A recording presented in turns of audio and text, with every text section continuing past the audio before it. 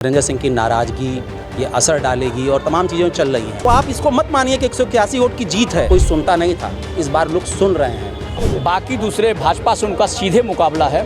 छठे चरण का मतदान जो है वो शांतिपूर्ण तरीके से संपन्न हो चुका है। वाराणसी से ही सटे जौनपुर की सीट पर भी वोटिंग हुई है, लगभग 54% से अधिक वहां पर वोटिंग हुई है। लेकिन उस सीट पर खास तौर पर नजर है आखिर में मुकाबला किसके किसके बीच में। हम यहां पर वरिष्ठ पत्रकारों से बातचीत करेंगे और जानने का प्रयास करेंगे कि वहां के वोटरों ने किन मतों पर, किन विश्वास पर वहां पर वोट डाले हैं। गिरीश दुबे जी हमारे साथ जुड़े हैं, लंबे समय से पत्रकारिता से जुड़े रहे हैं, वर्तमान समय में भी हैं। गिरीश जी क्या कहेंगे, क्या लगता है जौनपुर का सियासी समीकरण क्या कह रहा है? केवल जौनपुर की बात नहीं, हम तो पहले चरण से लेके कल तक जो छठा चरण बीता है देखते आ रहे हैं। सब चरण को कवर किया हमने जा करके, मध्य प्रदेश से लेकर के और इलाहाबाद तक। कल इलाहाबाद में थे। ये पूरा चुनाव जो है विकास के मुद्दे पर चल रहा है। जातिगत समीकरण कहीं कहीं है, वो क्षेत्रीय मुद्दा कहीं कहीं बन रहा है। लेकिन जो असंभव चीज़ें इस सरकार ने किया है, जैसे 370 है, 3 तलाक है, राम मंदिर है, ये कुछ असंभव चीज़ों को जो सरकार ने कर दिया है। अब हमको लगता है कि देश में इस तरह की समस्या है ही नहीं रह गई है कि जो मिशन बना करके उसको हल करने की सरकार के पास चैलेंज हो।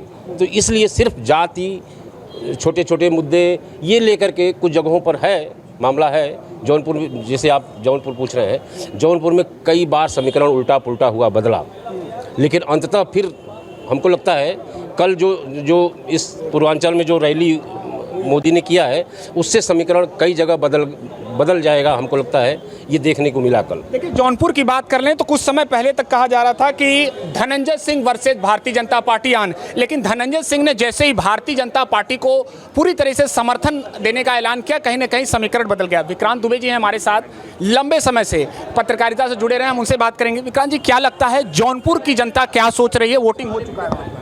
देखिए जौनपुर के बारे में जो कहा जा रहा है कि धनंजय सिंह की नाराजगी ये असर डालेगी और तमाम चीज़ें चल रही हैं, वो अगर धनंजय सिंह का ही इतिहास आप देख लीजिए तो जिस तरह से वो चुनाव लड़े हैं और सारी चीज़ें अभी तक का इतिहास देखेंगे तो ऐसा नहीं है। धनंजय सिंह को लेकर लोगों में एक अलग वेव है कि धनंजय सिंह को टिकट नहीं मिला इसलिए हम इसका विरोध करेंगे।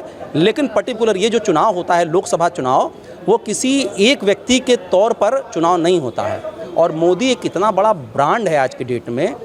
मोदी खुद आज बीजेपी चुनाव से गायब है, चुनाव में मोदी है, मोदी की गारंटी चल रही है।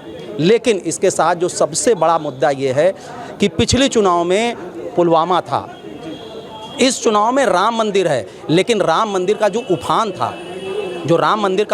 था, वो उफान इस चुनाव में नहीं दिख रहा है। बीजेपी के लिए ये चुनाव जीतना, खास करके पूर्वांचल, जौनपुर की अगर हम बात कर रहे हैं, जौनपुर वैसे ही पिछली बार बीजेपी के पास नहीं था।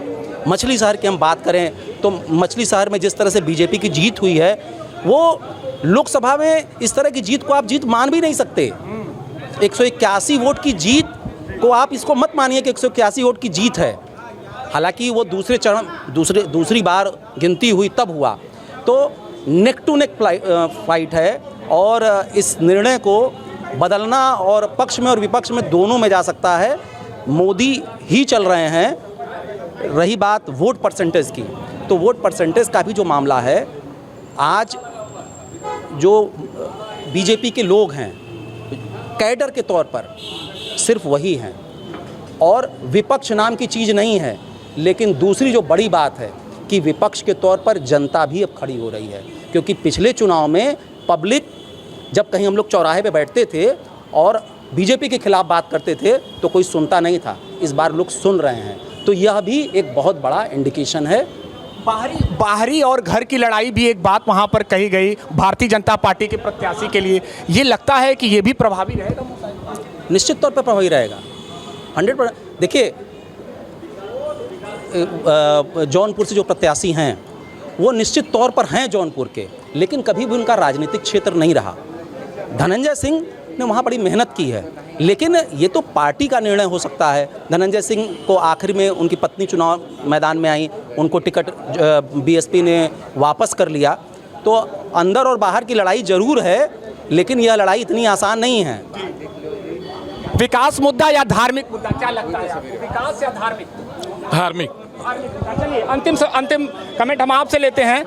जौनपुर की सीट पर हम चर्चा कर रहे थे, कई मुद्दे यहाँ पर कहे गए। जब धनंजय सिंह ने समर्थन भारतीय जनता पार्टी को नहीं दिया था तो उससे पहले कुछ और बातें कही, अब क्या लग रहा है, वोटिंग हो चुकी है, अब क्या लग रहा है? देखिए, अभी धनंजय सिंह के समर्थन देने के बावजूद आप वहाँ जातिगत आंकड़ा देखेंगे तो लगभग वहाँ 2.5 लाख कुशवाहा और 3 लाख यादव वोटर हैं और लगभग 1.5 से 2 लाख वहाँ मुस्लिम वोटर हैं। तो जातिगत सीटें तो वहाँ भी फंसी हुई हैं। धनंजय सिंह ने लास्ट में आकर के भले ही समर्थन दे दिया, और जो श्याम सिंह यादव हैं वो कितना वोट काट पाएंगे, क्योंकि इस बार जो पीडीए के साथ, जो मुझे लग रहा है कि इस बार जो पीडीए के साथ प्रत्याशी हैं और उनकी स्थिति इसमें मुझे लगता है बाकी दूसरे भाजपा से उनका सीधे मुकाबला है। बसपा इसमें पीछे है फिलहाल।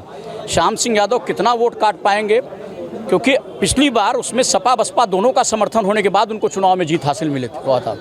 इस बार ये दिक्कत सामने आएगी। और दूसरा, जौनपुर सीट हमेशा से ज़्यादातर देखा जाए तो बीजेपी और सपा और बसपा का ही गढ़ रहा है। तो ऐसी स्थिति में कृपाशंकर सिंह के साथ यदि ठाकुर मतदाता पूर्ण रूप से जाते हैं तो तब तो माना जा सकता है कि थोड़ी सी बढ़त हो सकती है, लेकिन मुझे लगता है कि इस बार जौनपुर की सीट भी फंसी हुई है। चलिए, जौनपुर की जनता क्या सोचती है ये तो 4 जून को पता चलेगा, लेकिन निश्चित तौर पर वहां पर भी जातीय फैक्टर हो, इसके अलावा अन्य मुद्दे हों, काफी प्रभावी देखे जा रहे हैं। एबीपी लाइव के लिए वाराणसी से निशांत चतुर्वेदी।